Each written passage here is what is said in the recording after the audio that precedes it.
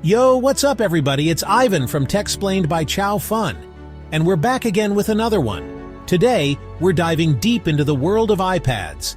Apple just keeps cranking them out, and with so many options, it can be tough to figure out which one actually fits your needs. We're talking everything from the entry-level iPad to the super-powered Pro models, breaking down the specs, the features, and of course the price, to help you decide which iPad deserves a spot in your tech ecosystem. So whether you're a student, a creative pro, or just someone who needs a reliable tablet for everyday browsing and streaming, we've got you covered. Stick around, hit that subscribe button if you haven't already, and let's find the perfect iPad for you. Alright, first up, let's kick things off with the most affordable iPad in the lineup, the iPad 10th generation. This is the iPad for the masses, the one Apple's hoping everyone will at least consider. It's rocking a 10.9-inch liquid retina display, which honestly looks pretty darn good for everyday stuff. We're talking browsing the web, catching up on your favorite shows, even getting some light work done. The A14 Bionic chip might not be the newest kid on the block, but trust me, it's still got plenty of power for emails, note-taking, even some casual gaming. And the best part? This thing starts at just $449. For that price, you're getting a modern design with those flat edges we've all come to expect, and finally, USB-C.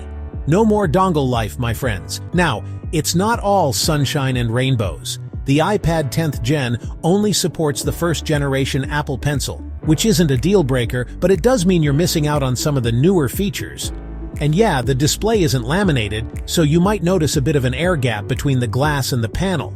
But honestly, for most people, especially at this price point, those are going to be pretty minor compromises. If you're a casual user, a student on a budget, or just need a reliable tablet for the family, the iPad 10th Gen is a solid option that won't break the bank. Next up, we've got the pocket rocket of the iPad lineup, the iPad Mini 7th Gen. This little guy packs a punch with its 8.3-inch display. Now, I know what you're thinking, 8.3 inches? That's tiny. But hear me out, this thing is all about portability. It's super light, incredibly easy to hold in one hand, and it can slip into pretty much any bag. But don't let the size fool you. This thing is powered by the A17 Pro chip, which means it can handle pretty much anything you throw at it. Gaming? No problem. Note-taking? You got it. Even some light creative work? This little beast can hang. Plus, it supports the second-generation Apple Pencil, which magnetically attaches to the side for charging. Now let's talk about who this iPad is really for. If you're someone who values portability above all else, if you're constantly on the go, traveling, commuting, then the iPad Mini is your perfect companion. It's also a great option for students who need something they can easily take to class and take notes on. And for digital artists, that pressure sensitivity and palm rejection on the second-gen Pencil make a huge difference. However, if you're planning on doing a lot of media consumption, watching movies, or multitasking with multiple apps side by side, that smaller screen might feel a little cramped.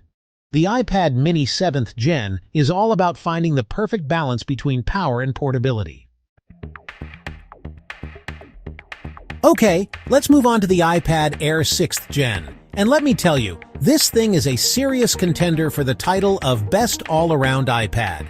It's got that sweet spot of size, performance, and price that's hard to beat. The 10.9-inch liquid retina display is back, and this time it's fully laminated, which means no more air gap. It's bright, it's responsive, and it's perfect for everything from reading comics to editing photos. But here's where the iPad Air really shines. Under the hood, it's packing Apple's M2 chip. That's right, the same chip you'll find in some of their MacBooks. This thing is a beast when it comes to performance. Demanding apps? No sweat. Multitasking with multiple apps? Bring it on. The M2 chip can handle it all without breaking a sweat. And if you're looking to boost your productivity, the iPad Air also supports the second-generation Apple Pencil and the Magic Keyboard. That means you can turn this thing into a full-on laptop replacement if you need to. Now at $599, the iPad Air is definitely a step up in price from the iPad 10th Gen. But for that extra cash, you're getting a serious upgrade in performance, a better display, and support for all the best accessories. If you're looking for a future-proof iPad that can handle everything you throw at it, the iPad Air 6th Gen is the one to get. Alright, now we're entering the big leagues, the iPad Pro models. We'll start with the 11-inch iPad Pro, and let me tell you, this thing is on another level. First of all, the display. This isn't just any Liquid Retina display, this is a Liquid Retina XDR display with promotion. That means you're getting incredibly smooth scrolling, super responsive touch input, and those HDR movies and shows? Forget about it, they look absolutely stunning on this thing. And then there's the M4 chip. This is the same chip you'll find in the 13-inch MacBook Pro, and it absolutely screams. We're talking 4K video editing, 3D modeling, high-end gaming, you name it, the iPad Pro can handle it. But here's the question. Do you need all that power for everyday use? Honestly, for most people, the answer is probably no. The iPad Pro is designed for professionals, for creatives, for people who need that absolute top-of-the-line performance. Now, don't get me wrong, the iPad Pro is an incredible device, and if you've got the budget for it, you will not be disappointed. But for everyday tasks like browsing the web, checking email, watching videos, the iPad Air is probably a better value. The 11-inch iPad Pro starts at $799, and for that price, you're getting a truly professional-grade device. But if you're just looking for a great everyday iPad, there are more affordable options out there. Finally, we come to the big daddy of them all, the 13-inch iPad Pro. This thing is an absolute unit, both in terms of size and performance. The 13-inch Liquid Retina XDR display is simply stunning. It's big enough to make multitasking a breeze, and that promotion technology makes everything feel incredibly smooth and responsive. And just like the 11-inch model, it's powered by the M4 chip, which means it can handle anything you throw at it. But the 13-inch iPad Pro isn't just about raw power, it's also about that extra screen real estate. If you're a creative professional, if you work with photos, videos, or 3D models, that larger display makes a world of difference. And of course, it supports all the best accessories, like the second-generation Apple Pencil and the Magic Keyboard, which means you can turn this thing into a full-on workstation if you need to. But let's be real, the 13-inch iPad Pro is not for everyone. Starting at $1,099, it's a serious investment. This is a device for professionals, for creatives, for people who need the absolute best of the best. If you're just looking for an iPad for casual use, there are more affordable options out there.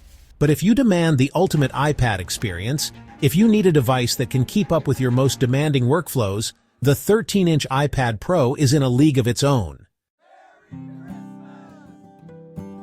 So, there you have it, the 2024 iPad lineup. From the budget-friendly iPad 10th Gen to the powerhouse iPad Pro 13-inch, there's an iPad out there for everyone. Which one is calling your name? Let me know in the comments down below. I'm really curious to see what you guys think. If this video helped you navigate the world of iPads, make sure to drop a like and subscribe to Tech-splained by Chow Fun for more tech breakdowns and comparisons. And don't forget to check out the description for links to all the iPads we talked about today. As always, thanks for watching, and I'll catch you in the next one. Peace.